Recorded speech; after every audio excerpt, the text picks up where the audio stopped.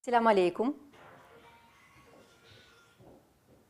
Вы на канале Janly Production. И меня зовут Наджия Фими. Ассаляму алейкум. Вы на канале Janly Production. Сегодня 16 мая 2024 года. Через 2 дня, 80 лет с трагического дня, черного дня, преступной депортации, высылки крымско-татарского народа со своей родной земли из Крыма. И 80 лет спустя мы говорим не только о том, как мы запомнили это событие, это травмирующее событие нашей истории. Мы сегодня говорим о последствиях этого события на все последующие поколения, на нас сегодняшних. И сегодня со мной рядом в замечательном месте в музее Золоман. Если вы еще не были в этом музее, посетите его обязательно. Сегодня рядом со мной уважаемый мной человек, интереснейший гость, интереснейший собеседник, кандидат социологических наук, историк Рефик Курсеитов. Рефик Бей, вы историк, но историки, они тоже бывают разные, да? Историки бывают, профилируются на разных периодах. И я хочу вас уточнить, вы какой историк? Ассаляму алейкум. Добрый вечер или добрый день. Действительно, у историков бывают свои специализации и по периодам, и по направлениям. Я закончил исторический факультет с отличием Казахского государственного университета имени Кирова в Алмате. Это сегодня Национальный университет имени Абу-Насыр аль-Фараби. У меня была специализация этнография, этнология и археология. Но я специализировался по этнологии, по этническим процессам. Поэтому это мое амплуа. Но в процессе своей уже трудовой деятельности, последние 10, 12, 14 лет я занимаюсь военной историей. А так у нас общее направление было история СССР. Ну, и у кого-то античная история, у кого-то средние века, медиевистика, кто-то новое время изучает. И там в рамках этих периодов свои проблематики. Поэтому история – это огромная наука. Все наше прошлое, от каменного топора до атомной бомбы. Все это изучает история. А социологом я стал. Я после университета получил направление в аспирантуру, вернулся с семьей в Крым в 90-м году. И в 91-м году я поехал в Московский государственный университет имени Ломоносова, сдал документы на аспирантуру социологического факультета. И через 3 года с половиной я защитил диссертацию на тему «Социокультурная преемственность поколений в процессе восстановления национальной целостности крымско-татарского народа». То есть этносоциология, этнические процессы, социокультурные процессы, социолингвистические процессы. И вот в основном я в этой сфере работал долгие годы. Рефик Бей, мы еще коснемся военной истории. Несколько лет назад я делала с вами интервью. Вы тогда как раз работали, очень большую работу исследовательскую проводили. Впоследствии это вылилось уже в монографию, в книгу, насколько я знаю. Да? И мы к этой теме вернемся. Статьи. Вот статьи многочисленные, ваши выступления, и не только в Крыму, но и за его пределами. И сейчас я хочу вот как раз по вашей профилирующей теме, по этносоциологии, поговорить о травмах. Так интересно складывается в пространстве, в медиапространстве, в информационном пространстве. В этом году мы много говорим о травмах, о том, что наш народ пережил коллективную большую травму. Но если смотреть в разрезе всего 20 века, то эта травма не одна. И я знаю, что вы недавно выступали на одной из конференций, говорили об этом. И, кстати, я хочу, прежде чем вы продолжите говорить, я хочу пригласить к нашей беседе всех наших зрителей, поскольку мы работаем в прямом эфире, для нас это немножко непривычный формат, но мы специально его организовали для того, чтобы зрители которые обычно постфактум пишут в комментариях, чтобы они тоже могли присоединиться и, пользуясь такой возможностью, задать вам вопрос и получить сразу же ответ. Очень люблю на вопрос отвечать. Я не сомневаюсь, что как преподаватель вуза вы ежедневно отвечаете на десятки, а то и сотни самых разных вопросов. Но вот давайте поговорим о травмах. Ведь депортация – это не единственная травма, которую крымские татары пережили. В 20 веке, да? В прошлом веке, да. Ну, конечно. Во-первых, Первая мировая война, глобальная война. Миллионы людей принимали участие в этой войне, огромное количество стран. И крымские татары не были сторонними наблюдателями. Они в Российской империи подлежали мобилизации, как всегда. Они принимали активное участие, и в том числе мой дед служил в 14-м филианском полку и во время Брусиловского прорыва получил ранение в плечо. И сегодня документы из Воронежского архива свидетельствуют об этом. Ну, мы же сосед. Айбулат Карпаба воевал в 5-м пограничном полку, принимал участие. Другие люди. Ну, то есть началось с Первой мировой войны. Закончилось оно, переход в гражданскую войну, то есть падение монархии, установление республиканской формы правления. Как в Крыму это проявлялась гражданская война, и как вот на крымских татарах это отражалось? Конечно, вот здесь все эти беды прошли через Крым, все эти интервенции, все эти оккупации. Потом все это вылилось в голод 21-23 годов, страшный голод. Исследователи года приводят цифру в 100 тысяч человек, из них 70-80 тысяч – это крымские татары. Почему такие именно большие потери среди крымских татар были? Сельское население, оно было неподвижно, оно оставалось в своих деревнях. Ну, с одной стороны, уже архаичность определенная такая, с другой стороны, возможности, наверное, были ограниченные, ведь в Российской империи такого голода не было. Да. Если в одной части голод, засуха, в другой стороны, в другой части, значит, урожаи хорошие.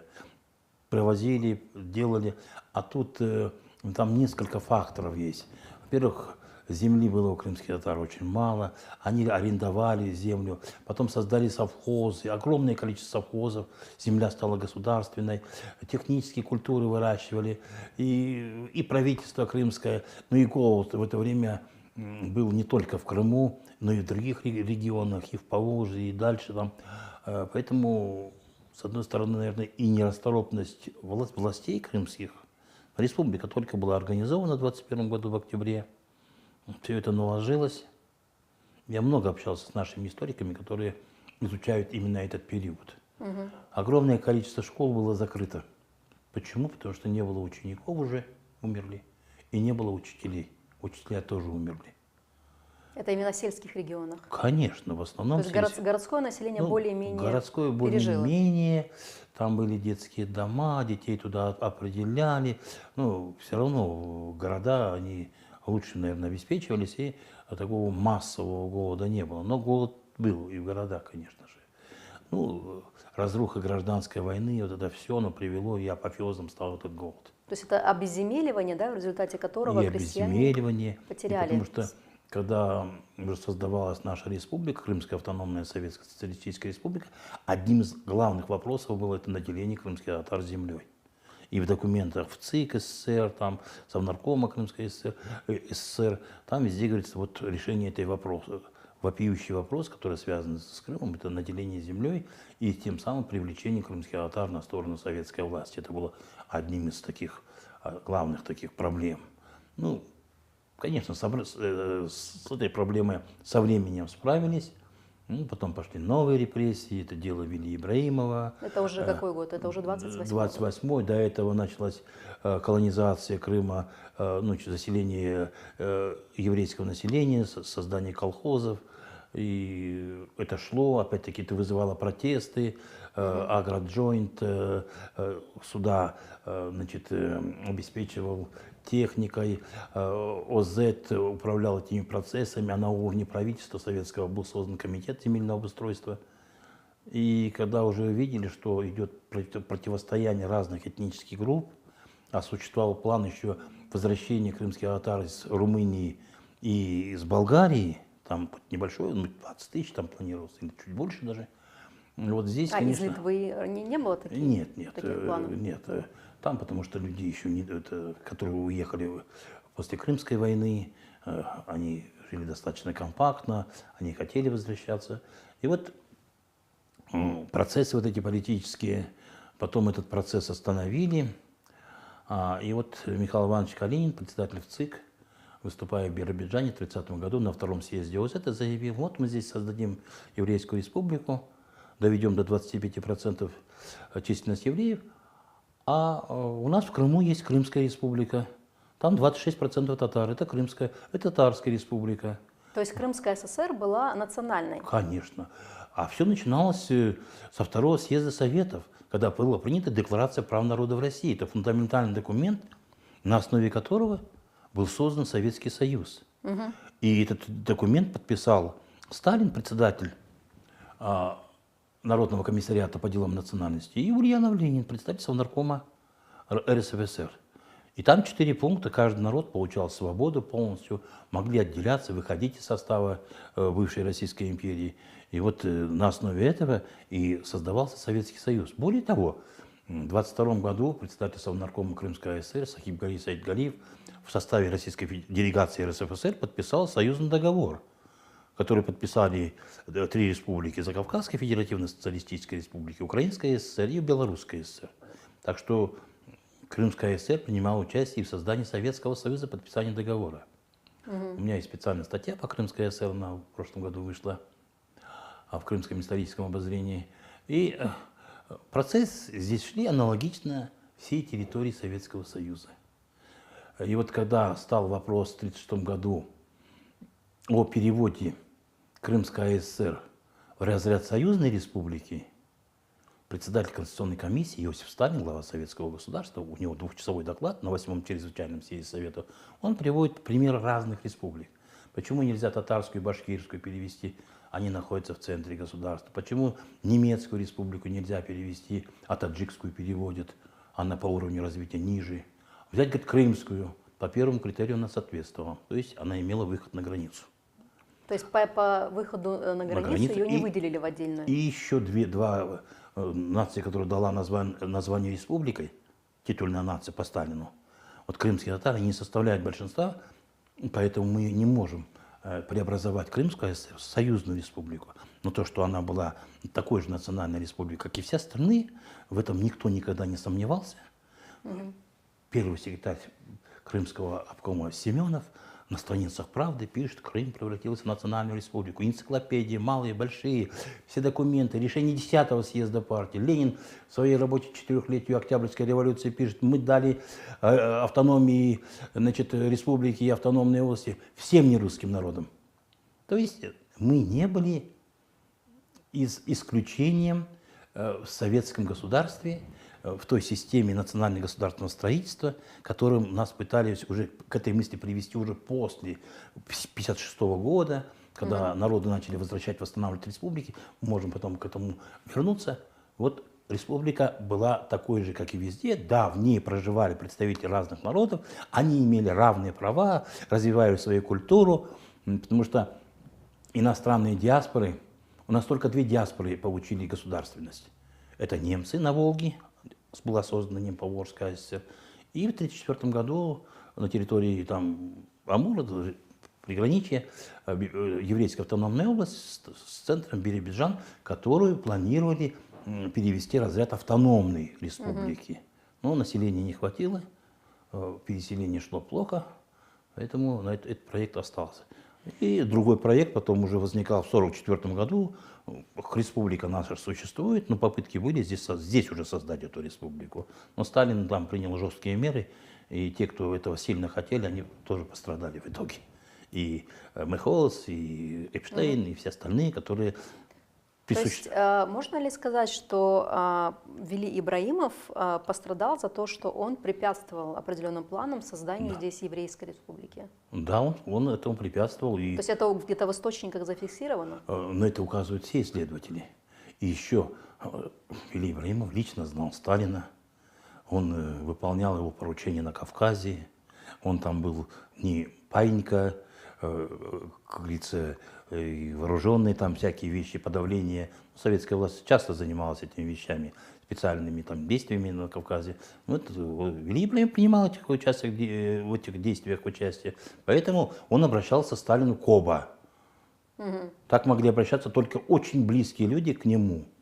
И что не помешало Кобе Конечно же, расправиться с Вильямом? конечно. Ну а потом уже через 10 лет, когда были разнарядки, я читаю это обращение первого секретаря Компартии Казахстана на имя Сталина, Иосиф Виссарионович, там мы выполнили план по раскрытию этих врагов народа по первому разряду и по второму. Один разряд это уничтоженные, а вторые осужденные. Но так как в республике еще есть враги народа, дайте нам дополнительную квоту. То есть квоты выдавали республикам. А по этим квотам уничтожали учителей, там, кто более-менее что-то мог писать, или отношение какое-то было к духовенству. Вот эти, конечно, потрясения шли, это вот эти 20-е годы. Но потом вторая волна, это 37-38 год. Вот мне хочется загибать пальцы. То есть, получается, первая травма – это гражданская война. Да, она коснулась буквально всех. Да. Вторая травма – это Голодомор. Это да, она тоже охватила очень большое количество людей. 20-21 год. 23-й год. 23-й год. Только в 23-м Следующая травма – это, получается, репрессии правительства, интеллигенции. в 28 году. Нет, в 28 году это Вилли Ибрагимов, его Да, окружение, Ибрагимова. а в 37-38 году там уже более широкие репрессии, как по всей стране они шли, и Крым в этом отношении опять-таки не исключение не был.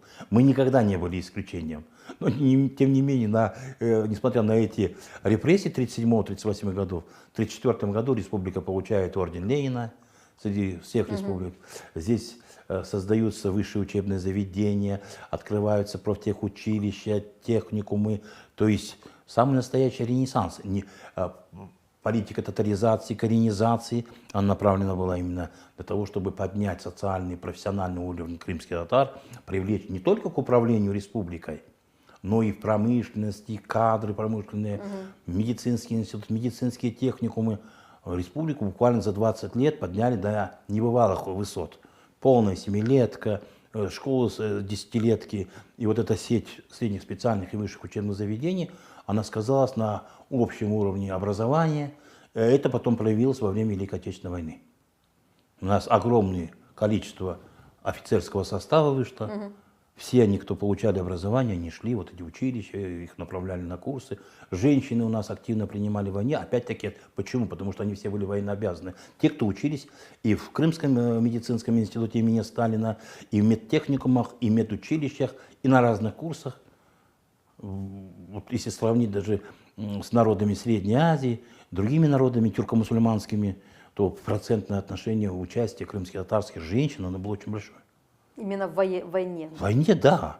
Мы как-то мало внимания этому уделяли. У нас есть имя Алиме Абдинановой, которая как знамя поднята, да, но об остальных женщинах, которые... У меня вот работа есть, я вот там мало знаем. 3550 наградных листов, у меня там в списке есть женщин, это медработников, врачей, начальников медсанбатов, эвакуационных госпиталей и многого другого. Хорошо работали, потому что себя очень хорошо проявили. Многие были награждены правительственными наградами. Это женщины, крымские татарки. Так, следующая травма это... У нас еще один фактор был. У нас не было проблемы с русским языком. Для многих среднеазиатских республик, Крым – европейская часть России. Здесь образование, здесь курортная сфера, образовательные учреждения. И так или иначе вся молодежь, она была советизирована. Да. Она была советизирована, и когда я вот смотрю, обработал офицерский состав, 66% коммунистов и кандидатов в члены ВКПБ, и 20% еще комсомольцев. Сержантский состав 46% коммунистов, и рядовой там больше 20%. Это о чем говорит? Они были вовлечены в этот советский процесс, и когда они призвались в армию, они там себя проявляли себя очень хорошо. И там у меня есть и статистика, и все, и офицерский состав вообще в блеске у нас был, у нас 10 командиров полков было. по другим республикам, которые народы имели 2-3 миллиона человек, у них не было такого количества. Огромное количество летчиков. Наша и Качинская школа, и другие школы, везде это все было. Артиллеристы, там 36 командиров я насчитал артиллерийских батальонов, батареи, дивизионов, 20 с лишним командиров батальонов, а там еще командиры авиаэскадрильи 6 человек. Ну, это на крошечный народ, которого насчитывалось всего 218 тысяч человек. Это вот как сегодня пол Симферополя. Да. 23 представления звания Героя Советского Союза. 4 офицера были представлены дважды. Мы только Амитхана знаем. Легендарный комбат из Бахчисарайского района Джеффер Усман Топчи. Первый раз дали Красное Знамя, второй раз посмертно дали Орден Отечественной Империи. Вячеслав Абилов, да. Абдраим Лишидов. Абдраим Лишидов вообще первым по документам представлен в ноябре 1941 года. Эмир Люманов погиб под Ельней 5 сентября 1940 года. Его представили в 1942 году. Мы всегда, первый получивший из Крыма боевую награду, орден, это был Сидхалил Усеинов, артиллерист. Один уничтожил 3 танка прямой наводкой, один управляясь. И то есть вот здесь мы никогда последними не были в военных действиях. И в Первую мировую воевали, и во Вторую мировую воевали. Еще до этого в других войнах принимали участие. И в русско-японской войне принимали участие. Крымские татары свой долг выполнили с честью и до конца. Просто другие их предали. Это уже другое дело. Вот, знаете, мы как раз подбираемся к той самой дате, к трагической дате 18 мая 1944 года. И очень символично, что сегодня мы общаемся на фоне удивительной, просто невероятной картины художника Асана Бараша. И мы видим, как сюжет этой картины перекликается с нашей сегодняшней темой. И вы сказали о предательстве. Вот именно, и знаете, в этом какой-то оксюморон, потому что именно в предательстве обвиняли крымских татар. И вот этот фактор так называемого предательства, да, коллаборации. Он давлел над людьми. Да, он давлел над людьми. И, наверное, это тоже сама по себе может быть отдельная травма, вот этот ярлык. Конечно.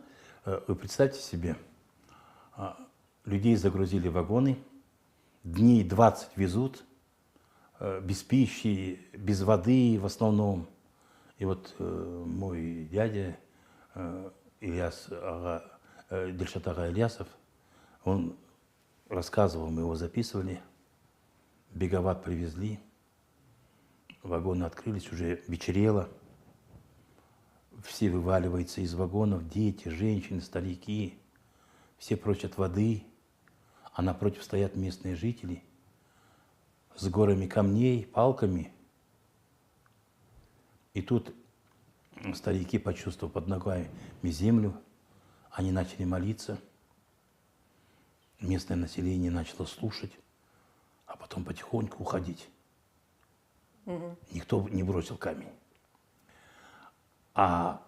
И воду никто не дал, и есть никто не дал. Нам дали воду только на следующий день. А рядом протекает Сырдарья. И наш прекрасный поэт Сейтумер Эмин, поэт-фронтовик, он потом впоследствии напишет: «Беговат, ты, имея огромную реку, не дал детям глотка воды». Ну, примерно так. Что можно было этих людей? Принести ведрами воду и напоить людей. То есть как это все дело? Но ведь этому населению объяснили, что ведут преступников. У них тоже родственники на фронтах погибали.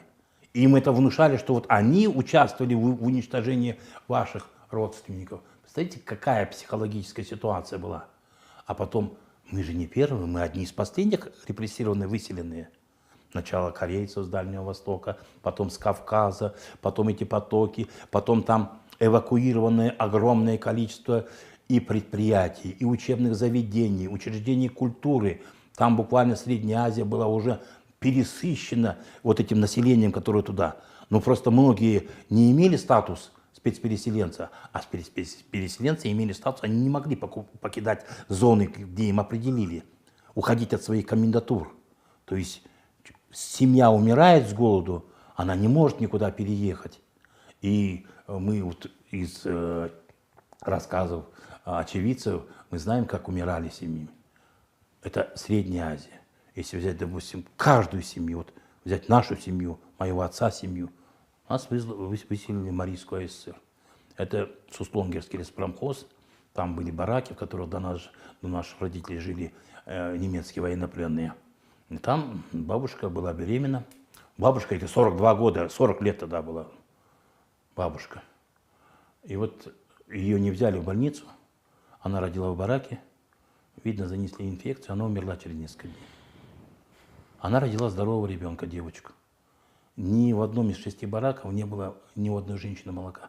Не было ни коровьев, ни козьев, никакого. Голые стены, везде вши, вереницы, клопы, никаких перевязочных, никаких других средств. Этого ребенка запеленали в что-то и через марлю давали ржаной хлеб. И этот ребенок угас через несколько дней, а так ребенок родился здоровым. А в семье еще 8 детей. То есть в это время уже было 7, потому что старшего угнали в Германию подростка. Он там прошел через 7 австрийских концлагерей. И вот недавно в прошлом году он умер, сейчас полгода уже прошло, Масинагамус. Там он прошел все эти австрийские концлагеря. Он рассказывал, я его записывал, у меня его рассказы есть, как все это происходило. И как жили потом в этих бараках. Но, тем не менее, вот сегодня, да, есть авторы, которые продолжают этот миф о предательстве, о массовом предательстве популяризировать. Вы знаете... И вот какая все-таки... Я знаю, что несколько лет назад вы с историком Неменко, Александром Неменко, на эту тему общались. Есть видео очень интересное о том... То есть вы, опираясь на реальные архивные источники, в том числе источники немецкие, Александр Неменко в них работал, и он приводит цифры, которые просто сводят на нет всю эту мифологию. Вы знаете, когда миф появился? То, что в 1944-м никто не говорил там, Берия в докладной записке 20 тысяч призвали, 20 тысяч дезертировали, но уму непостижимые вещи. Да. Там в августе это была вторая волна мобилизации. Это точно по полочкам разобрали, по журналам боевых действий показали, что никакого такого не было. Ни немецкие, ни никакие другие данные архивные этого не показывают, того не было вообще. Всего было коллаборантам, которым выдали книжки солдатские, им выдавали. И казакам выдавали солдатские книжки, казачьим формированием. Всем. У немцев это было правило. 2548 человек получили эти книжки. Угу. Из них можно смело отчислить одну роту, которая перешла и стала партизанским отрядом. Это из 149-го вспомогательного батальона. Потом 3 батальона из них, которые были, они сдались Красной армии под Красопозаром. 152 и 153 были расформированы в 1943 году из-за отсутствия командного состава. Среди коллаборантов не было ни одного офицера крымского татарина. Ни одного. Ни лейтенанта, ни майора, ни кого-то еще. Угу. И, конечно, многие из них это были и военнопленные, которых насильно туда, под угрозой смерти, и они при первой же возможности пытались сбежать, там их расстреливали, убивали. Это было и в грузинском подразделениях, и в армянских на территории Крыма, и в азербайджанских подразделениях. Немцы постоянно пытались их, это постоянно шло брожение в этих частях. Никто там за немцев, за исключением, может, каких-то отдельных, кто имел противоречия большие или там ненавидел советскую власть, но и такие были, конечно. Но когда начали говорить, что 20 тысяч это еще ничего.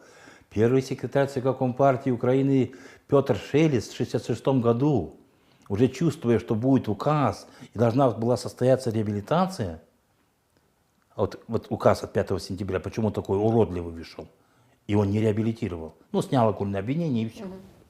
Он пишет ЦК, 35 тысяч с оружием в руках воевало, еще 1000 им помогали. То есть детей, стариков, женщин, всех он сделал коллаборантами.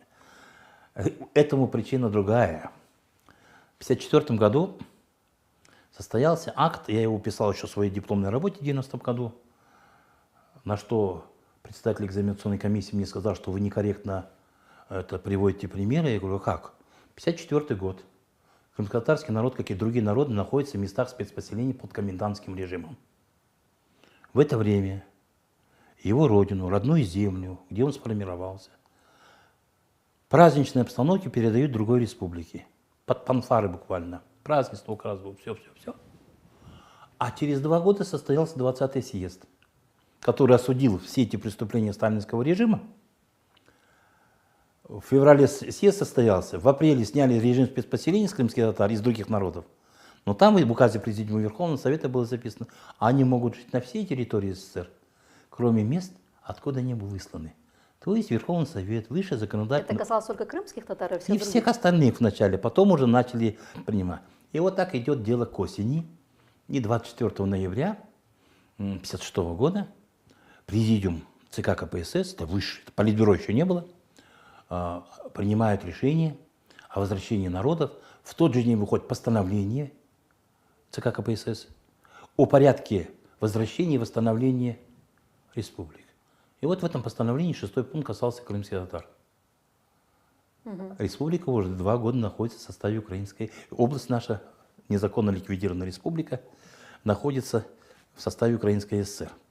Украинское руководство категорически против.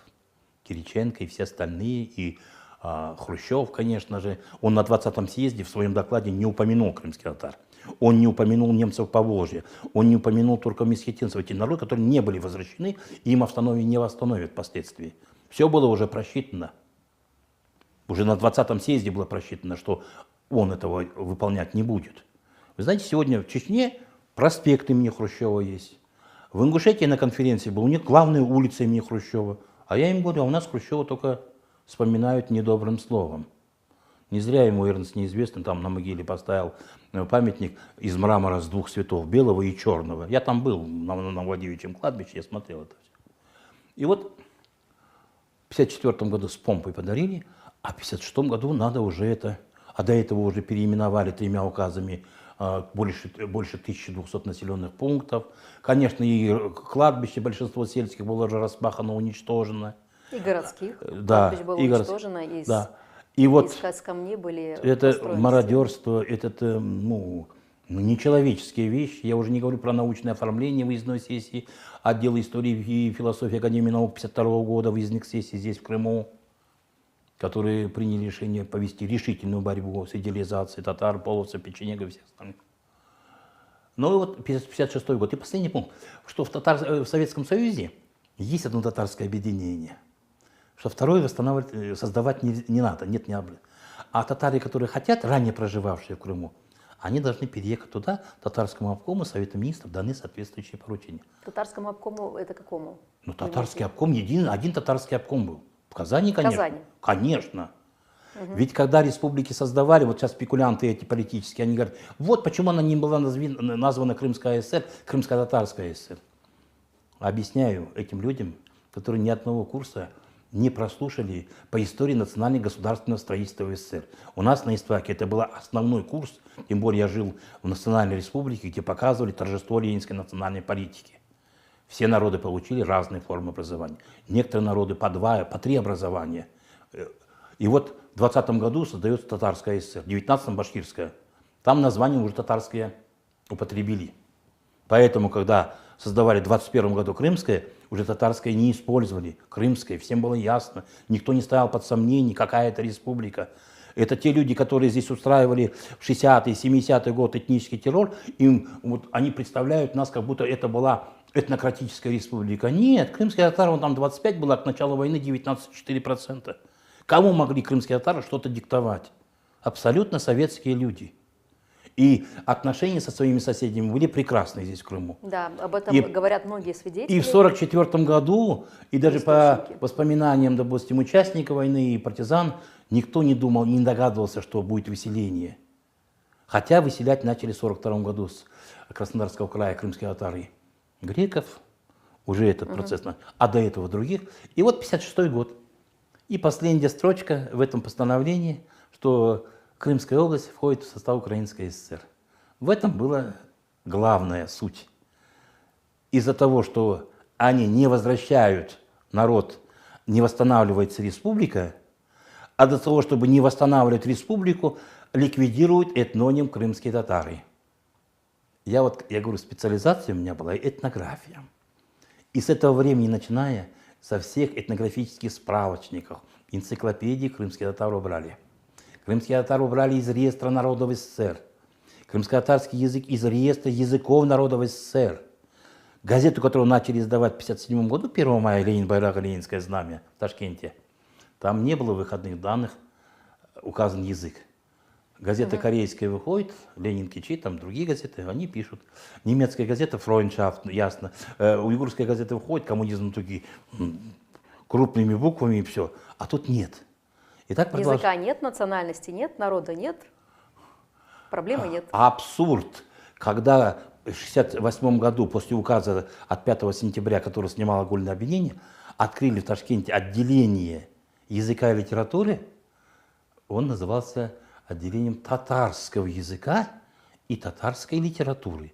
И в дипломе выпускников этого, их количество точно известно, у Исмаила Александровича профессора у нас полностью список есть даже. Моя, значит, наша, старшего брата жена закончила это отделение, вот диплом у меня есть. Учитель татарского языка, татарской литературы со специализацией, дополнительной специализацией русский язык и литература. Крымский татарский язык не исследовался, запрещен он был. Потому что если в реестре нет языков, в реестре языков нет языка, то никто вам тему не определит. Когда прорыв произошел благодаря Ирвану Владимировичу Северотяну, нашему крымскому армянину, который жил в Ялте, а потом он работал в Институте языкознания. Если в 1983 году произошла защита Акмалаева и Зидиновой, значит, где-то на 3-4 года раньше Ирван Владимирович попросил нашего поэта, писателя известного Шамиля Алядина, чтобы он направил двоих, подобрал молодых людей в аспирантуру. И вот Акмулаев с Изидиновой были направлены, там устроили в аспирантуру. Ирван Владимирович к этому времени, конечно, умер, но они дальше уже там... И они в 1983 году защитили диссертации. По крымским татарам? По крымско-татарскому языку. Изидинова крымско-татарские диалекты в ареальном освещении, а у Акмулаева синтаксис крымско-татарского языка, там что-то вот это. Я 12 лет руководил филологическим факультетом, даже 12,5.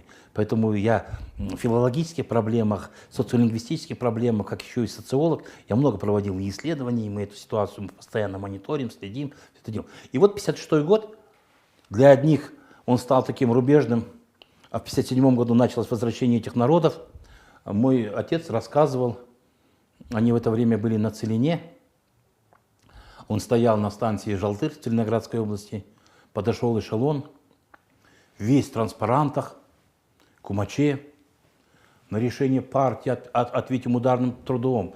Да здравствует там ленинская национальная политика, да здравствует решение 20-го съезда. Эшелон организованно вез чеченцев на родину. В каждой области, районе создавались комиссии по организации возвращения репрессированных народов. Туда включали и крымских татар.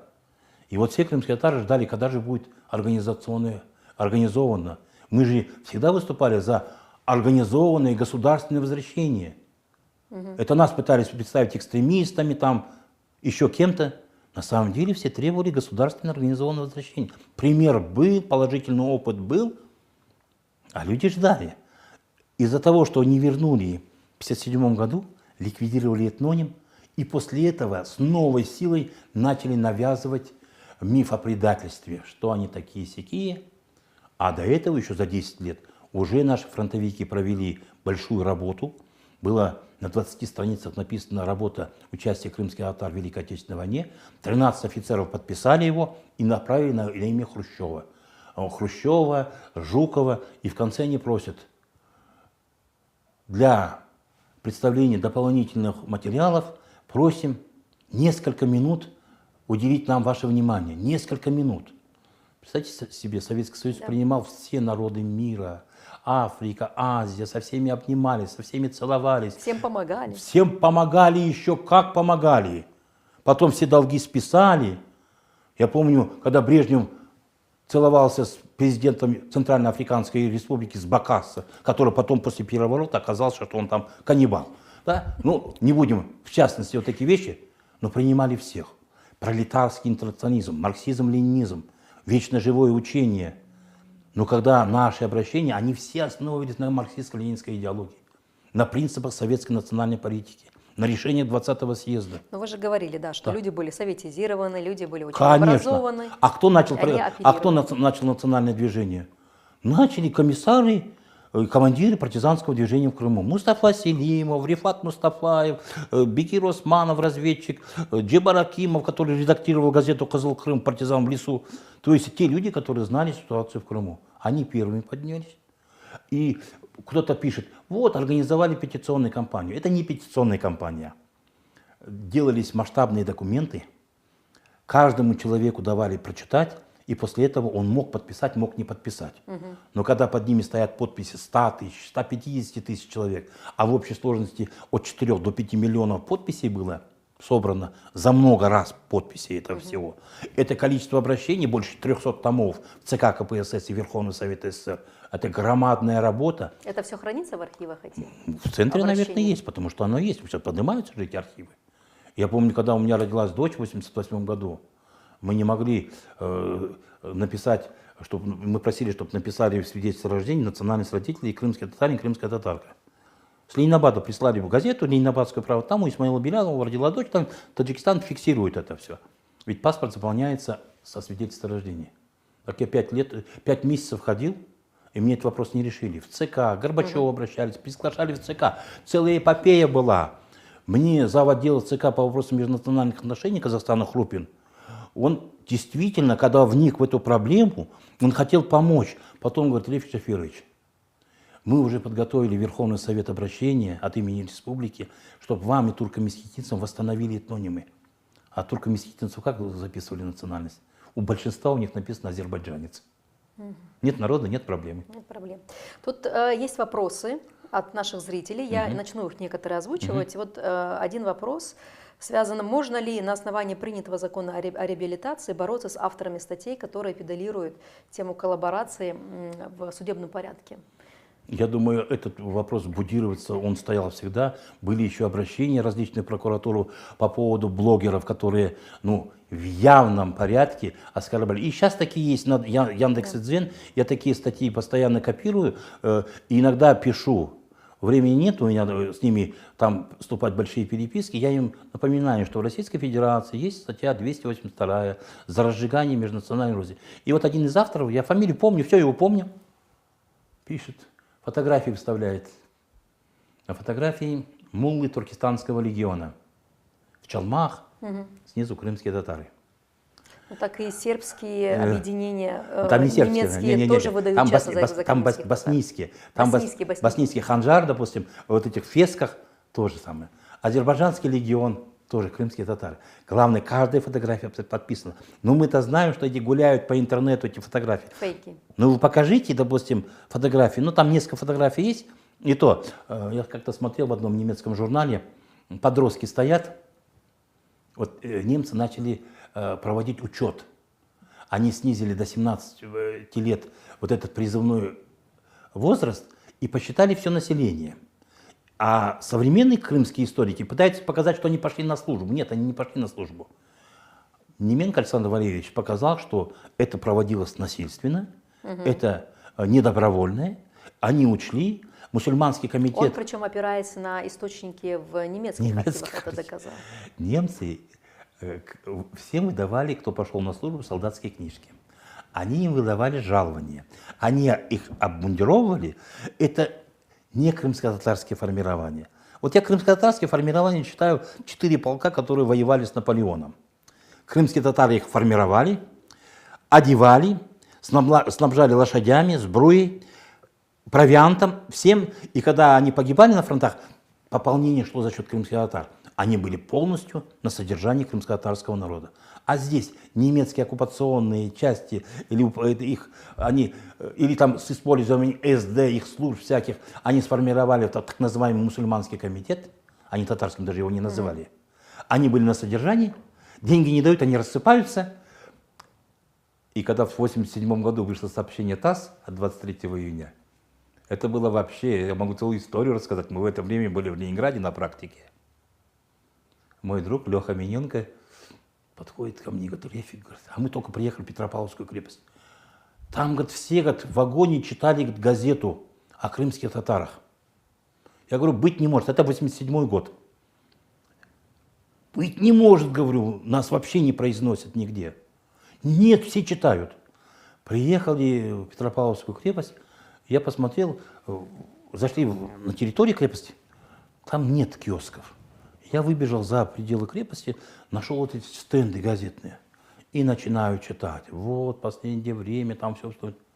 А когда мы приехали в Ленинградский университет, нас поместили в общежитие Ленинградского университета исторического факультета. Ну, всегда такие обмены были у нас. А там много еще ребят было, которые или готовились к экспедициям, или к чему-то. Но когда они узнали, что мы приехали из Казахстана, а их создал я крымский татарин, они начали мне по Крыму, и где-то 2-3 часа с ними общался по крымтатарской проблематике. Историография всех периодов, все. А на следующий день вот это сообщение ТАСС. Я возвращаюсь с нашей запланированной экскурсии, молодежь опять, ребята собираются, и им по полочкам, и дохожу до места, где ханом избрали Асана Белялова. Что это за история? Что за хан Асан Белялов? Это мифический хан, которого при немецкой оккупации? Нет, его вообще в жизни не было такого хана Асана Белялова. Не было? Но... Это они в ТАСС. Это в ТАСС? В ТАСС. Они эту фальшивку сделали на всю страну. И представляете себе, это сообщение ТАСС публиковалось во всех центральных советских республиканских газетах. Игорь Кириллов, народный артист СССР, с этим железным голосом читал все это. Про хана Асана Белялова.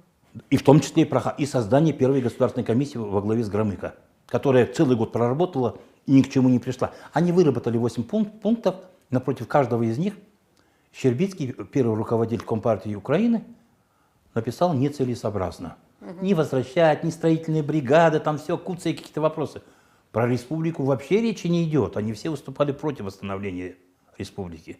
Потому что восстановление республики, Ленинского декрета, когда обсуждали на Политбюро эти вопросы, у генерала армии, зампредседателя КГБ СССР Бабков, есть воспоминания КГБ и власть. Он курировал эти вопросы, и он присутствовал на заседаниях Политбюро. Он заместитель Андропова. И когда обсуждали эти вопросы, большинство Политбюро за. За возвращение? Да. Украинская сторона против. Категорически против. Поэтому вот это вал всех этих. А тут в Крыму самый настоящий этнический террор. Не прописывают, потому что не работаешь. На работу не берут, потому что не прописано. Когда приняли, вот 5-го вышел указ, от 5 сентября 1967 года, в тот же день вышло постановление Президиума Верховного Совета. И в нем говорилось, как должен применяться этот указ. Вот по поводу пункта 2 указа 1956 года, который снимал, устанавливается режим прописки в соответствии с трудоустройством, не пропиской. А режим прописки существовал только для отдельных категорий, для социальной категории. Бомжи, проститутки, рецидивисты, убийцы и всех остальных. Для них режим прописки. И в Москве, и в Ленинграде, и во всех других центрах. И вот этот режим, а все остальные прописывались в соответствии с положением о паспортной системе. Режим только был для нас. И если посмотреть весь ворох этих документов, которые опубликованы, рассекречены, какая там велась война, даже суд над преступниками военными по совхозу «Красный», там этнический состав регулировался, и Федорчук, генерал-лейтенант, председатель КГБ, представитель министра Украинской ССР, Щербицкому пишет, не надо увеличить количество украинцев. Население воспринимает по-своему. Поэтому дозировано. Преступники, да, понесли наказание. Но немцы-преступники, которые руководили, ни один не понес наказание. Ни один. Вторая там рота была, транспортная, которая душегубки использовала. Никто из них там не был осужден. Эта транспортная рота участвовала в грабежах наших сел, конкретно нашего села. Вот наше село 16 декабря немцы сожгли 1943 года. Как называлось ваше село? Енисарай, это в 12 километрах от Красобазара. Рядом Аргын, большое село, сельсовет наш. И вот команда приезжает, вот это пожарники, так называемые в кавычках, керамику, вот эту черепицу поднимают, факелы под это, и дом начинает гореть. Крыша обрушивается, и все, народ разбегается. А уже когда начали веселять, ничего нет. Ни продовольствия нет, ни одежды нет, ничего нет. Вот еще один вопрос от наших зрителей из YouTube. 80 лет прошло, а мифы вокруг крымский татары-предатель до сих пор существуют в общественном сознании. И часто для опровержения мифа о предательстве крымских татар приводят примеры их заслуг и героических подвигов в составе советской армии, в партизанском движении. Тем не менее, это по-прежнему может показаться недостаточным для тех, кто уверен в обратном. Можете ли вы привести другие факты или аргументы, которые помогли бы развеять этот миф? Такой вот интересный вопрос. И у меня есть потом еще к нему дополнение, но давайте попробуем на него ответить. Вот я говорю, 56-й год – это второй этап. Берия, он с потолка взял эти цифры. То есть это 56-й год, это новая травма? 56-й год – это узловой год. В 56-м году вот в ноябре принимается постановление о возвращении народов. То есть мы видим, как да, возвращаются другие фактически в 1957 году этот процесс начался, организован на государственном уровне, все начался. Крымские татары не возвращают. Но для того, чтобы удержать здесь, не дать вернуться, они раскручивают вот этот миф о массовом. Ликвидируется этноним, убирают из реестров. Это самое настоящее преступление. То есть, если там геноцид был у нас дисперсный в 1944-1946 годах, то есть чем он отличается от обычных геноцидов, допустим, Холокоста? Мы видим эти Аушвиц, мы видим все остальное, людей собирают, печи убивают, а тут дисперсно расселен на территории, которая сама страдает от нехватки продовольствия, всего остальное, там огромное количество людей. Эти люди молча умирают, каждый по месту своего проживания, а потом найди их следы от этого преступления. Я об этом уже писал в своих статьях. Это дисперсный геноцид. Ведь эти люди же, кто пишет всякие мерзкие вещи, они же даже не вникают в это. Просто за 50, за 60 лет, или даже за эти годы послевоенные, эти мифы, они настолько были внедрены в сознание людей. И самое главное, вот этот миф о массовом предательстве, он использовался для того, чтобы морально-психологически подавить людей. Но есть но.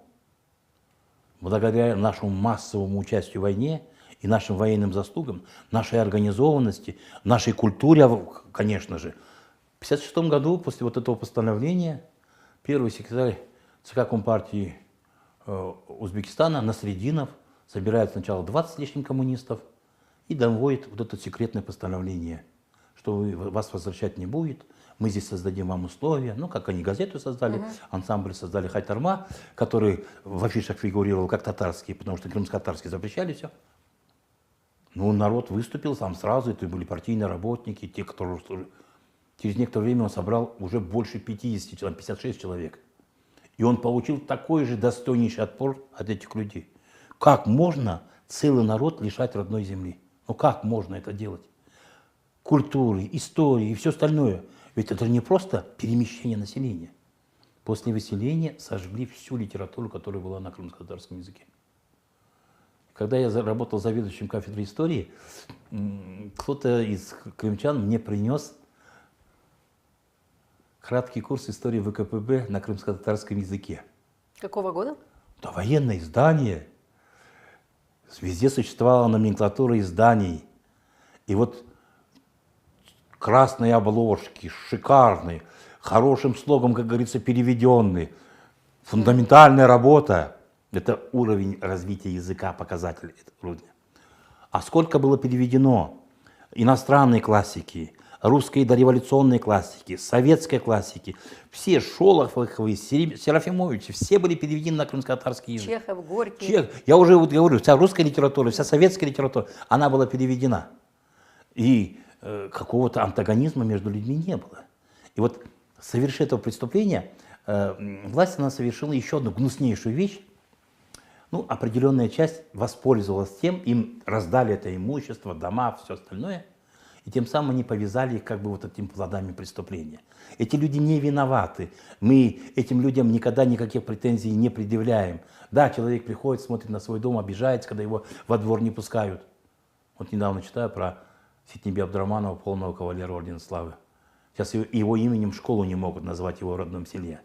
Почему? А почему не могут в Джанкойском районе именем Вячеслава Абилова, героя Советского Союза, назвать? А почему в городе-герое Севастополе 20 с лишним лет не могут назвать именем Героя Советского Союза, фактически дважды, Абдурахима Рашидова? Там 20 лет. Там была украинская власть, не называли. Сейчас уже новая власть, тоже не называют. Я 8 раз там выступал на конференции, и в одном из выступлений сказал, если коллектив педагогический не может понять суть, смысл, допустим, военного подвига, и они не нацелены на воспитание детей в духе интернационализма, надо решение принимать по руководителю школы. Бурные аплодисменты. Я выступал там на очень больших конференциях, в присутствии Совета адмиралов Черноморского флота. Все дядьки очень серьезные, толковые, все остальное. Я сделал доклад по военному участию крымских татар. Когда я им насылал 21 офицер, награжденный орденом Александра Невского, и их все выбитые имена в воссозданном храме Александра Невского в Симферополе, они начали хлопать. Это, говорю, фамилии мусульман, выбитые в пантеоне кавалеров ордена славы в православном храме. Я говорю, ну это же не первый случай. Говорю, Николай II, говорю, строил храм, построил мечеть Крымскому конному полку офицерам. И сам потом еще оснастил полностью. Николай II рассматривал эскиз памятника нашим 4 полкам, которые принимали, и сам вносил изменения. Потом началась Первая мировая война. А император Николай II из Царского Села отправляет телеграмму Княжевичу, генералу, губернатору Таврической губернии, и пишет следующее. Исмаил Александрович Керимов, в газете «Терджеман» это опубликовано. Выражаю благодарность мусульманскому, татарскому народу Крыма за верность престолу, за героизм крымского конного Ее Величества императрицы Александры Федоровны полка. Это по Первой мировой. Знаете, Рефикбей, Я просто говорю, когда некоторые мерзавцы очень низкого пошива пытаются наш крошечный, но героический народ раздавить или там смять с грязью какой-то, у них этого никогда не получится. Всегда находились нормальные люди в любом обществе, разных национальностей. Благодаря им мы вернулись. Вы представьте себе, Верховный Совет СССР, они же единогласно приняли постановление о выводах и предложениях Государственной комиссии, где 4 пунктом было написано: восстановление справедливости невозможно без восстановления в отношении крымских татар, без восстановления Крымской ССР. А до этого вся элита Крыма, она выступала против восстановления республики. Я, вы знаете, еще хочу возразить, есть мнение такое у нас в нашем народе, что нам не нужно вот приводить эти героические примеры из Великой Отечественной войны, участия партизан, потому что нам не в чем оправдываться. То есть мы якобы, ну, будто бы, приводя эти примеры, приводя эти факты, мы как будто бы оправдываемся в том, в чем мы не виноваты. Деканам, это люди, не знающие свою историю и которые не желают знать свою историю. Мы должны историю свою знать досконально. Но должны ли мы публично оправдываться постоянно? Мы не оправдываемся. Ни в коем мере мы не оправдываемся. Мы их ставим, этих негодяев, к столбу позора. Может, совесть проснется иногда, но есть, я говорю еще раз, очень много хороших людей. Я бываю на многих конференциях. Всегда обнимают, целуют. Генералы обнимают, целуют. Магаз поехал, там вообще и ингушей, и с Волгограда приехали военные. Мы же, говорит, этого не знали. Я говорю, откуда вы будете знать, если никто архивами не занимался? Это благодаря архивной революции, после того, как министр обороны России подписал приказ о рассекречивании архивов Великой Отечественной войны, и это все сканировали и выставили на электронных ресурсах: подвиг народа, память народа, объединенный банк данных, мемориал о потерях народа в войне, допустим. Тогда мы всех их увидели. Да, наши собирали, да, отправляли документы, да, фотографировали.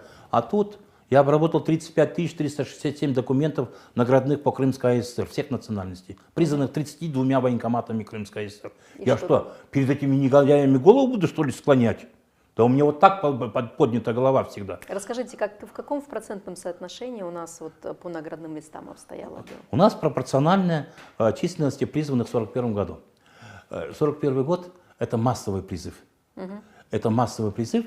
А вторая волна началась уже на 15 августа. Уже брали туда стариков до 45 лет. Просто вторая волна, когда была призыва в 1944 году, из Крыма опять призвали там 1030, наверное, да, где-то так, или даже около 40 тысяч. А наших призвали в армию, но отправили не в действующую армию, а в трудовую армию. Конечно, а вот по наградам, допустим, у меня есть таблицы, по рядовому, сержантскому составу, по офицерскому составу. Если вот за 1941 год было всего 27 наград, но очень мало за 1941 год награждали. Ну, полгода еще, тем более войны было. 1942 уже 200 с лишним. 43-й уже 700-800, 44-й 1100 с лишним, а 45-й за 4 месяца и 1 неделю получили более 1200 боевых наград от медалей за боевые заслуги и выше. Я не учитываю медали за оборону городов, взятие городов, за победу над Германией. Это отдельная категория наград. Вот эти награды. И еще, я же работаю с документами постоянно, ЦК КПСС, и там вот вышли 2 тома документа ЦК КПСС по национальному вопросу, издательство Роспен, 2009 год был, у меня здесь это все есть. Там есть таблицы народов Советского СССР, сколько наград было получено 1 январю 1943 года по данным кадрового управления Красной Армии. Ну, награды, ну, самых больших народов, большое количество наград, конечно, ну, русские, украинцы, там многомиллионные, многодесятимиллионные народы. А у нас всего 218 тысяч человек. А по соотношению количества населения, я тоже по данным переписи сравнил 1939 года, и мы получились на 8-м месте, стоим 100 народов Советского Союза. На 8-м месте 100 народов Советского Да. Союза. Но первые, конечно, там идут нанайцы, у них было всего 22 награды, но их было 8 тысяч человек. Ну, набрали снайперов, они прекрасные охотники, те, конечно, нащелкали немцев. Я думаю, так. Но у нас снайперы были хорошие. У нас Халиев Асан в 1943 году был представлен в звании Героя Советского Союза за уничтожение 242 немецких солдат и офицеров. Халиев Асан, призванный из Евпатории. Друзья, которые в кавычках у нас, пусть поднимают подвиг народа и достают эти архивные документы. Это летом 1943 года. А он до конца до войны дожил. Там наш родственник Фетсакай Белялов, у него там 110 или сколько было. Я про него забыл, у меня в голове где-то крутилось. А потом один племянник приезжает, говорит, а вы говорит, помните, говорит, нашего дядя был у нас в Я говорю, это он? Они говорят, да, это он. Ну, мне говорят, вот снайперы как-то не котируются. Когда шла война, надо было уничтожать врага, все котировалось. Потому что они также уничтожали нас, также уничтожали наших воинов. Поэтому на войне, как на войне. Рефик Бей, вот возвращаясь к травме, да, к травмам, мы перечисляем. Вот давайте сейчас тема возвращения. Было ли у нас возвращение наше травматичным для нас? Во-первых, это долгожданное возвращение. Долгожданное. Народ к этому готовился. Я знаю, я вот чуть старше вас, я знаю людей, которые годами не выходили в отпуск, работали. Копили. Копили. Никакие санатории, никакие дома отдыхов. Народ трудоголик. Это есть. И вот они копили. А почему копили? Потому что в 1967 году начали, поверив этому указу лживому, начали возвращаться. А тут не принимают, люди годами живут. По 10 лет без прописки жили в Крыму. Вот у моего дедушки по маме 3 братьев воевало. Османов, это Сетарага, они Османовы, Османов Сетар, Османов Ваид, старший, и Османов Амед. Амед был офицером, артиллеристом. Вайтага на Перекопе получил ранение, он был старшиной в 530-м полку, служил у майора Заева Николая Федосеевича. Он в 1986 году давал интервью, он писал там, что он сам лично своего командира полка похоронил, потому что он у него служил в срочную службу, потом пришел к командиру полка попрощаться, он говорит, оставайся, говорит, на сверхсрочную. И он остался на сверхсрочную. И он был рядом с командиром полка, и когда тот погиб под Воинкой, майора похоронили. Сейчас некоторые документы смотрю, пишет подполковник. Нет, он пишет, майора Заева я похоронил. Вот он был тяжело ранен. Сетарага вернулся здоровым. Он был этим стрелком авиавооружений в 17-м гвардейском истребительном авиационном полку. Вот вы человек не военный, этот номер вам ничего не говорит. Не говорит. Это полк, в котором служил Александр Иванович Покрышкин, трижды Герой Советского Союза. Там еще у него друг один крымский татарин из Керчи, сержант, тоже механик. И там еще летчик Меметов был наш. Они служили в этом прославленном полку, в 17-м гвардейском истребительном авиационном полку. Эти люди поехали в 1967 году в Крым. И вот Сетаракай умер в Ленинабаде. А Вайтага с искривленным позвоночником вернулся в Крым и жил на улице Продольной в Харасу-Базаре, даже домер дома знаю. Теперь он жил 4 года без света, его не прописывали, издевались. Вы вот говорите травма, я сейчас приведу про. Он, жена, сын, Rahmetli Zeki Ağa, Yengemiz Gülsüm, она математик, сын тоже математик, там учителя всю жизнь работали. И две доченьки. И вот в один день девочка приходит со школы, а они вернулись в 1978 году. В 1978 году, 15 августа, было принято постановление номер 700, подписанное Косыгиным, об усилении паспортного режима в Крымской области. Это самый настоящий террор начался. Если раньше решением судов выбрасывали из Крыма людей, которые не прописаны в Крыму, то теперь без решения судов. Ну, исполком собирается, в решении пригоняют 20, 30, 40 дружинников, специальный батальон милиции создали в Симферополе, специально для этих целей. И вот они выбрасывают. А почему он без света жил? Он купил на свои деньги дом, его не прописывают, не оформляют. Он идет оплачивать свет, у него деньги не берут. А потом говорят, вы не оплатили свет, мы отрезаем вас свет. И отрезали. 4 года он над ним. Участковый постоянно приходит, издевается. А он инвалид войны. И вот через 4 года его прописали. Но делались такие шаги иногда. И вот в документах, рассекреченных КГБ при Совете Министров Украинской ССР, там 168 документов, и там есть, там идет статистика, сколько фронтовиков, сколько инвалидов. Инвалида без 2 ног выбрасывают из дома, ему штраф назначают 1200 рублей за то, что он вернулся в таком состоянии после стольких лет и живет в неоформленном доме. И таких фактов множество, они у меня все эти факты есть. Это вот я вольно-невольно сравниваю своего деда, который в Первую мировую воевал, и вот с дедушками по линии мамы. Да, Рефик Бей, у нас не так много времени уже остается. Угу. А я думал, до утра будем говорить. С вами можно говорить до утра. На самом деле вы настолько глубоко погружены в теме, столько фактов, столько И вот я до конца не рассказал про эту девочку, про травму. Про девочку. Эльзара приходит, заплаканная. Мама говорит, били? Нет. А почему плакала? Я 4 получил. Мать-педагог с огромным стажем говорит, получила 4, получила 4. Она говорит, ты же сказала, если на 5 учиться не будет, нас не пропишут. Ой, как тяжело все это. Там эту историю можно продолжать. Поступила она в школу на отлично.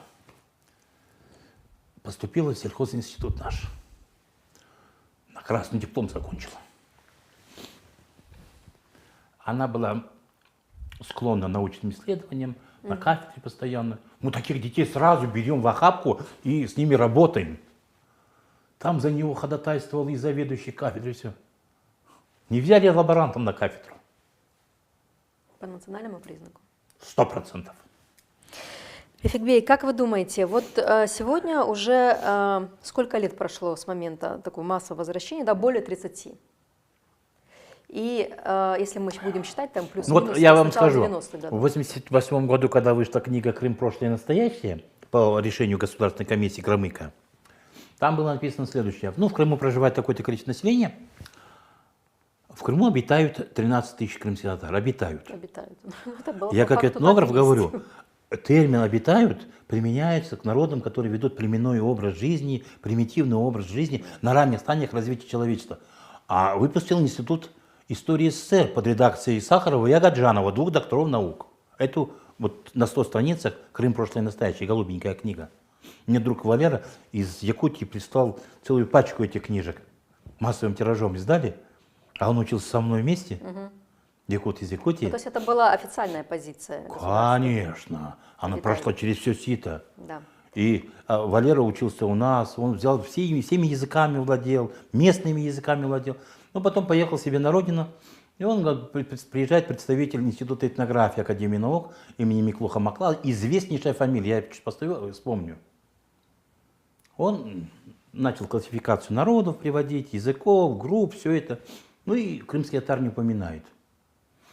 Поднимает руку и говорит, а почему вы не упоминаете крымско-татарский народ? и крымско-татарский язык. А у нас дома бывал, он читал, смотрел все. И этот выдающийся ученый со всеми регалиями, и он заявляет, такого народа нет в СССР. Я пришел со стульчиком, потому что мест не было, потому что весь истфак пришел на эту лекцию. Я взял какую-то табуретку и, топая ногой, в знак протеста вышел из этой аудитории. И во что потом мне это обошлось, он мне объяснил. И уж во что, говорю, Валера, обошлось? Ну, как, конечно, красный диплом не получил, который был заслуженный. И там он кандидат наук, занимается в научно-исследовательском институте. Ну, вот такой. У него каждое письмо — это целый научный трактат был. Вот люди, когда говорили честно тем людям, или когда к Брамлею Юлиану Владимировичу обращали, директору института, Куртиев Рифат, с делегацией, почему нет крымских татар в этнографической литературе, справочнике и все остальное. Юлиан Владимирович ответил, я это в своих статьях еще много лет назад упомянул. Пока не будет политического решения, мы вас рассматривать не будем. Выходит этнография народа в СССР под редакцией Токарева, академическое издание. Я переработал эту, перепахал всю литературу. Там есть наши караимы. Караимы говорят на крымско-татарском языке написано. А самих крымских татар в этом сборнике нет. Потом на одной из конференций этнографической присутствует представитель МГУ. Я же учился, защищался МГУ, как мой альма-матер второй. Я говорю, а вот Токарев издал, говорю, ему как, говорю, несовестно было, говорю, вот так. Такой народ, с такой государственной традицией, историей, говорю. Столько лет с этим государством воевали. Даже если враг повержен, то достойных врагов уважают. И тогда доктор наук, профессор, опять-таки фамилии не называю, мы ему сказали, на следующий год они мне уже докладывают, он сказал, что ему не дали включить крымских татар. Он хотел включить, но ему не дали. Рефик Бей, как вы думаете, вот мы как общество сегодня уже более 30 лет живем на родине, да? Произошел такой феномен в историческом... Возвращение, массовое возвращение. Это вообще, вот если... Вот мы жили локально, да, вот да. Мы в Казахстане жили, там у нас было 2 совхоза в Алматинском, у нас был один совхоз, мы виноградари, все потомственные, самые известные. А второй совхоз, табакосовхоз был имени 50-летия СССР. Он был образован в 1946 году. Туда со всего Советского Союза привозили крымских татар, мест спецпоселений. И они выращивали наш крымский табак дюбек. Там было небольшое количество армян крымских, небольшое количество греков крымских. Все они владели крымско-татарским языком. А Шотахай говорил на крымско-татарском языке, он там пиво продавал. Ну и там пацаны всегда шутили, он всегда ругался на крымско-татарском языке. Были у нас прекрасные отношения, потому что у всех была одна судьба. Потом уже здесь начали делить нас. И вот, когда начался процесс уже массовый, ну, сначала попытки в 1967 году.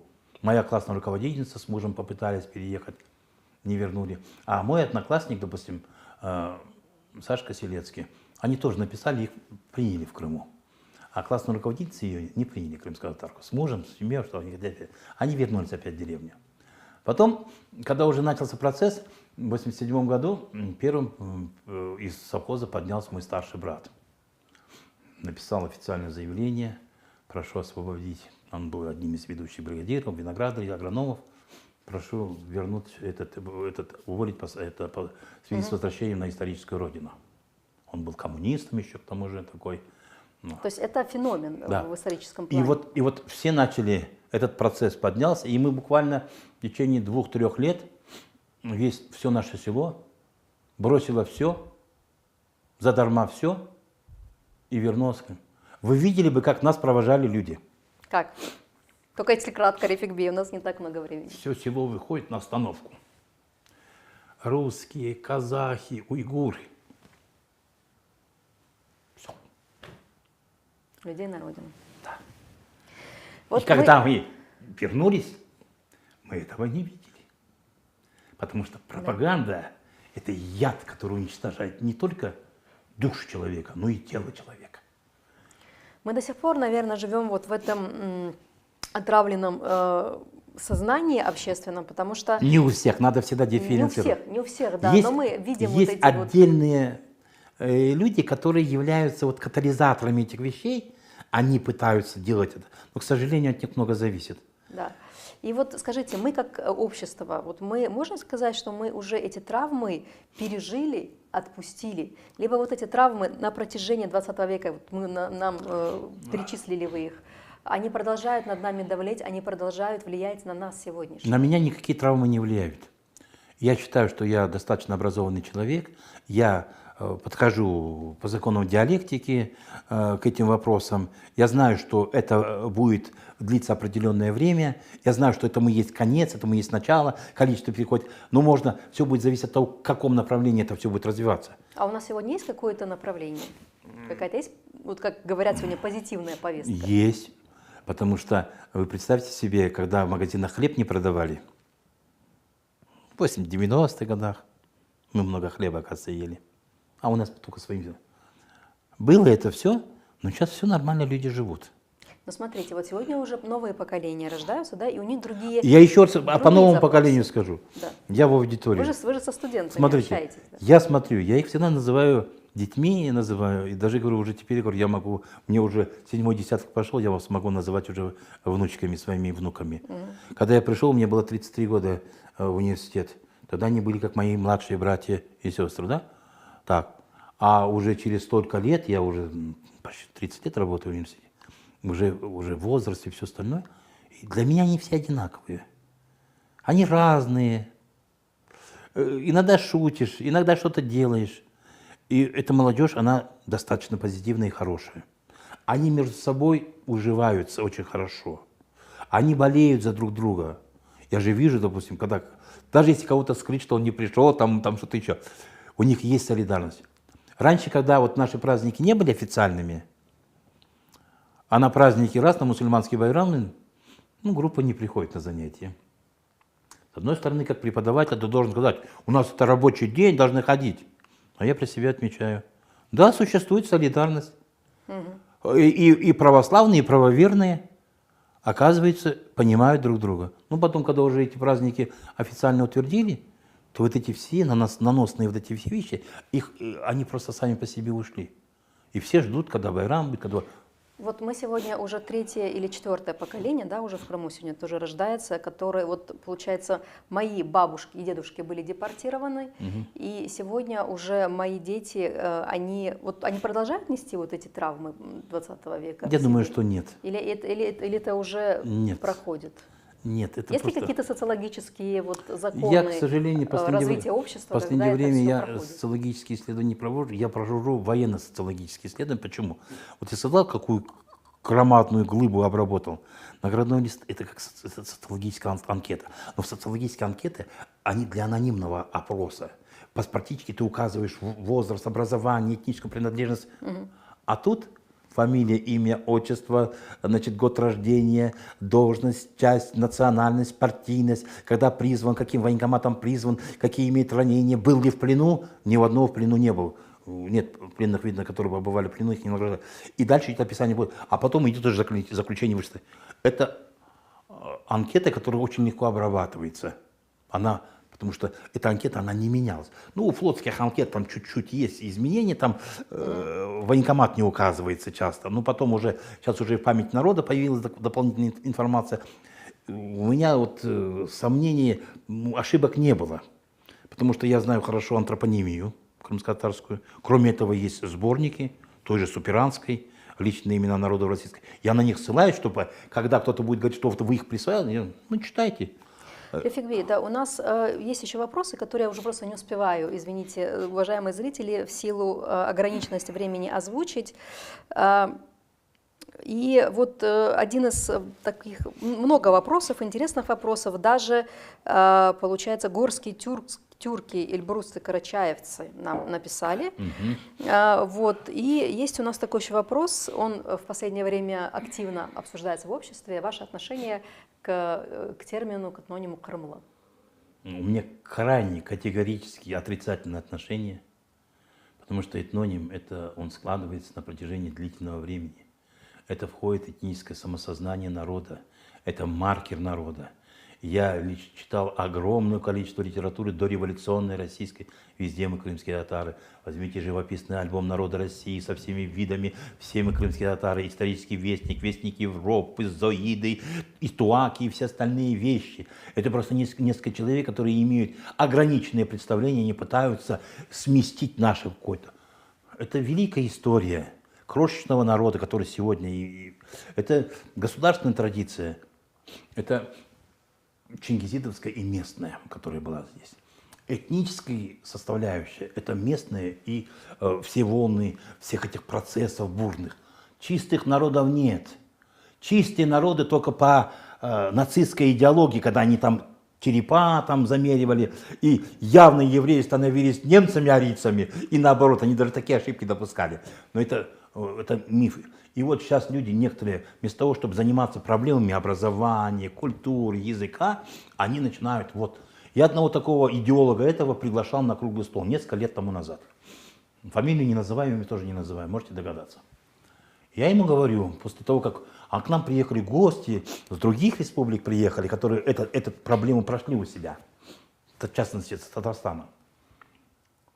Мы обсудили все, ведь наши историки все на одном стоят. И этого человека встречаю, говорю, а почему вы не пришли? Я же вас пригласил, позвонил, пригласил вас. А где, говорит, пригласительный билет? Я говорю, мы собирались, мы никому пригласительные билеты не раздавали. Достаточно того, что я веду это, организовывал. Этого достаточно для того, чтобы... Поэтому никакой истории. Да, кто-то говорит, да, масса разных вещей. Есть этноним, который устоялся. Он есть, его понимают, его все знают. Все нормативные законодательные акты, все репрессивные акты, они касаются именно крымских татар. Да. Поэтому ничего менять не надо. Ты сознание людей не поменяешь, ты просто испортишь. И как будто появляется новосозданный народ в 21 веке. Просто пусть немного будут более ответственно подходить к этому. Я читаю газету «Крым», я читаю от корочки до корочки. Я читаю всю прессу, которая выходит. Мы в советское время выписывали все центральные газеты. «Правда», «Известия», «Комсомольский труд», все. Целую кучу литературных журналов толстых, я могу всех перечислить, на разных языках. И еще научный журнал, целую кучу, и в том числе советскую тюркологию. Мы единственный в районе, она выходила с 70-го года. Потом эту подшивку я своим педагогам, ученым, филологам подарил. Я говорю, не занимаюсь. А потом женщина, которая подарила, говорит, а там, говорит, везде арабицей написано. Я говорю, отец, говорю, оставлял какие-то Она говорит, а сколько это стоит? Я говорю, это бесценно, я вам дал, чтобы вы занимались, использовали научной своей деятельности. Потому что я филология языком как таковым не занимаюсь, я занимаюсь проблемой функционирования языка. Рефикбей, я благодарю вас за эту интереснейшую беседу. Вот наши зрители тоже благодарят за диалог и прекрасного лектора. Каждый услышал то, что он хочет услышать.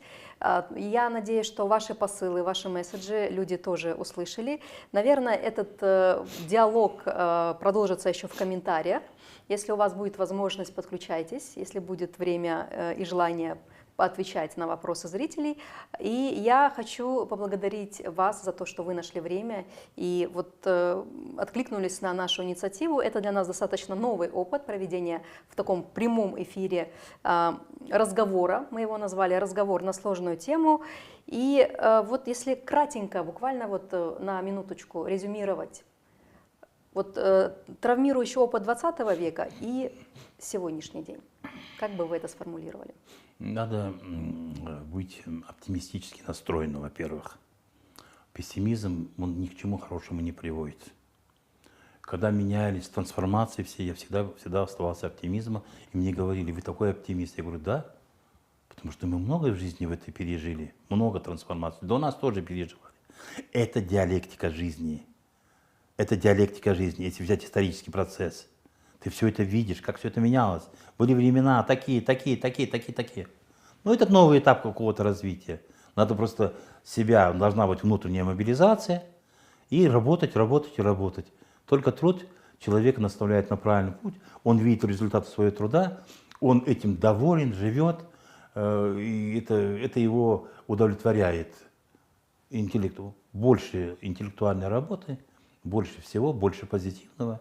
Тогда я понимаю тех наших стариков, которые пережили ужасы выселения и вот этого комендантского режима. Я это понимаю. Там сколько было оскорблений, когда фронтовики бросали награды, документы и все остальное. Это вот пройти всю войну, чудом выжить. Вот наши фронтовики, они всю войну прошли. И их потом поставили туда, в условия спецкомендатуры и все остальное. И те, кто говорят, как будто я перед кем-то оправдываюсь, я ни перед кем не оправдываюсь, я никому ничего не должен. Пусть те, кто совершили преступление, пускай те покаятся. А если уже их нет, то сама история их рассудит. А это преступление было совершено. И когда мерзавца Берию слушаешь, вот недавно опубликовали его дневники, еще аудиозапись. Я как-то прилег, заснул, просыпаюсь, его голос. Вот я еду на Кавказ, надо разобраться с чеченцами, а потом поехать в Крым.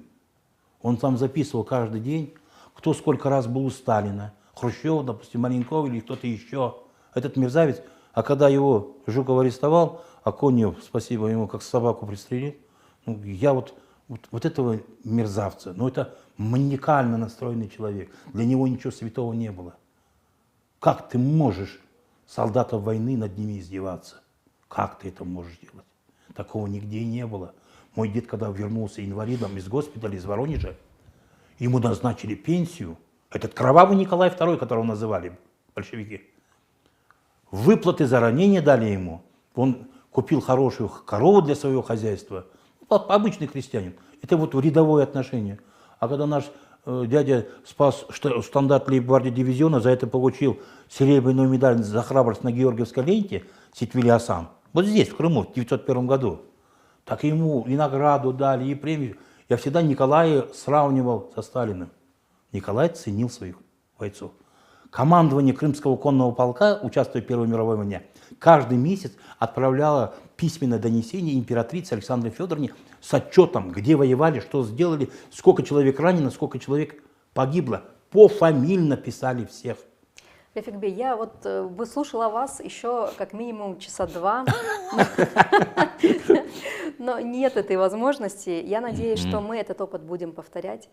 Я хочу поблагодарить музей «Заламан» и всю семью Халиловых за поддержку этой инициативы, за удивительную, созвучную с грядущей черной датой локацию. И хочу уже, завершая нашу сегодняшнюю встречу, поблагодарить всех зрителей, которые были с нами.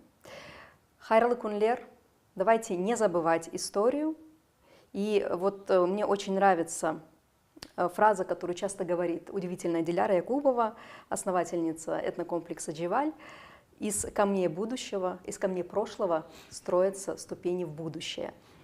Вот на этой ноте, на этой фразе я и хочу завершить сегодняшнюю встречу. Сау болыңыз. Сіз де сау болыңыз. Бұл тәуелді еткен үшін бұл тедбірге.